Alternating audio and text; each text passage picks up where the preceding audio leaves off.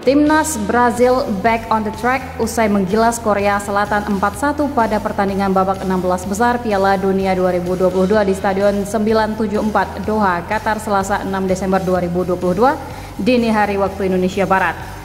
Semua gol kemenangan Brazil dihasilkan di babak pertama. Vinicius Junior, Neymar, Richarlison, serta Lucas Paqueta masing-masing mencetak 1 gol. Korea Selatan hanya sempat memperkecil ketertinggalan melalui Park Seung-ho pada babak kedua. Kemenangan ini mengantarkan Brazil untuk lolos ke babak selanjutnya dan akan menghadapi Kroasia pada perempat final Piala Dunia 2022 pada Jumat 9 Desember 2022 mendatang.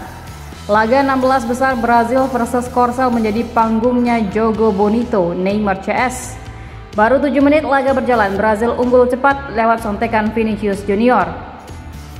Brazil memiliki peluang emas untuk menambah keunggulan setelah penyerang Richarlison dilanggar oleh pemain tengah Korea Selatan Jong Woo-young di kotak terlarang. Neymar yang baru kembali membela Selekau mengambil eksekusi penalti dan sukses melaksanakan tugasnya dengan baik. Skor berubah menjadi 2-0 pada menit ke-13. Tertinggal 2 gol, Korea Selatan berusaha mengejar ketertinggalan dan sempat memberikan ancaman melalui Hang Hee-chan. Akan tetapi, peluang tersebut bisa dipatahkan oleh Alisson. Brazil semakin berada di atas angin pada menit ke-29. Gol cantik Richarlison membuat Brazil menjauh 3-0.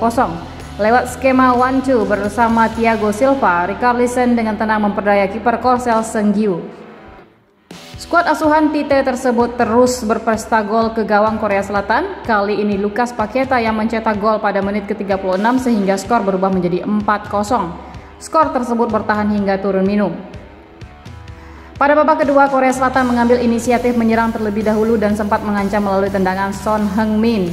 Akan tetapi, bola masih bisa ditepis oleh Alisson.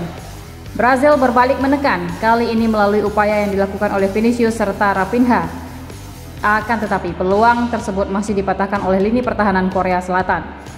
Skuad asuhan Paulo Bento mampu memperkecil ketertinggalan melalui tendangan keras gelandang Park Seung-ho yang tak mampu dibendung oleh Alisson sehingga skor berubah menjadi 1-4 pada menit ke-76. Pada sisa waktu babak kedua, baik Brazil dan Korea Selatan tidak ada lagi yang menambah gol sehingga skor 4-1 untuk kemenangan tim Samba tetap bertahan.